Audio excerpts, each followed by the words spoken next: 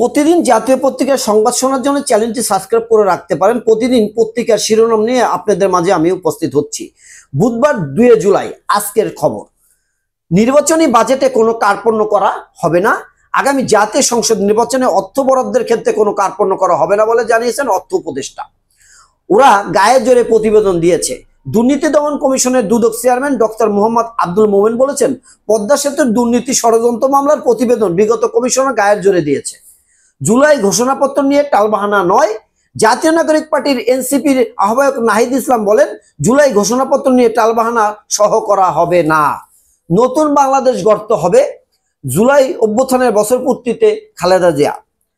প্রধান উপদেষ্টা বলেছেন, স্বৈরাচার যেন আর ফিরে আসতে না পারে। জুলাই অভ্যুত্থান স্মরণে মাসব্যাপী কর্মসূচি উদ্বোধন করেছেন প্রধান উপদেষ্টা অধ্যাপক ডক্টর মোহাম্মদ ইউনূস। প্রধান উপদেষ্টার সঙ্গে সিইসির বৈঠক। ফেব্রুয়ারি এপ্রিল ধরে নির্বাচনের প্রস্তুতি। জনশক্তি রপ্তানিতে কামালের পারিবারিক প্রতারণা। দেশের অর্থনীতি পঙ্গু করে দেশে বিদেশে অবৈধ সম্পদ পাহাড় করেছেন ক্ষমতাচ্যুত আওয়ামী লীগ সরকারের অর্থমন্ত্রী মুস্তফা কামাল ওরফে লোটাস কামাল। জুলাই আন্দোলন দমাতে 3 লাখ রাউন্ড গুলি ছোড়া হয়, মানবতা বিরোধী অপরাধ। হাসিনার বিরুদ্ধে অভিযোগ ঘটন শুনানি অব্যাহতি চাইবেন রাষ্ট্র নিযুক্ত আইনজীবী। রাজধানীতে বিএনপি নেতাকে কুপিয়ে হত্যা। চতুর্মুখী সংকটের রপ্তানি, বৈশ্বিক অস্থিরতার সংশয়ে ক্রেতারা। স্থলপথে ভারতের নিষেধাজ্ঞা বাড়ছে। সমঝোতা হয়নি ট্রাম্প শুল্ক সমস্যার। অর্ডারকৃত পণ্য সরবরাহের অনিশ্চয়তা।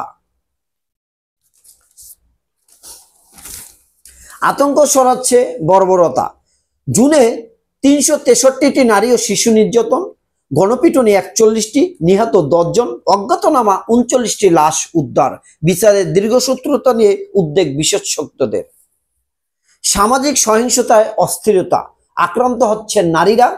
সাবেক স্ত্রীকে হত্যার পর স্বামীর আত্মহত্যা। আরিয়াল খাঁ নদে ভেসে উঠল নারীর লাশ, সেফটি ট্যাঙ্কে থেকে লাশ উদ্ধার। প্রহসনের নির্বাচন, স্বীকারোক্তিমূলক জবানবন্দি দিলেন নুরুল হুদা। সাবেক প্রধান নির্বাচন কমিশন CEC K M Nurul Huda অন্যায়ভাবে প্রভাব খাটিয়ে জনগণের ভোট ছাড়া প্রহসনের নির্বাচন করার দায় স্বীকার করে আদালতে স্বীকারোক্তিমূলক জবানবন্দি দিয়েছেন। প্রতারণার শুরু, দাম চূড়ান্ত হয়নি কয়লার, চাচ্ছে মন গড়া বিল। প্রেমের টানে সুদূর চীন থেকে গোপালগঞ্জে। শাহজালাল বিমানবন্দরে বাড়তি নিরাপত্তা। সঞ্চয়পত্রের মুনাফা কমল। বাগে আসছে না ডেঙ্গু। জুনেই আক্রান্ত প্রায় 6000, প্রাণ গেছে 19 জনের। আক্রান্ত রোগীদের চিকিৎসায় এগোচ্ছে উদ্বেগ। ইরানের সঙ্গে পারমাণবিক আলোচনা শুরুর আহ্বান। টানা 5 দিন বৃষ্টির পূর্বাভাস।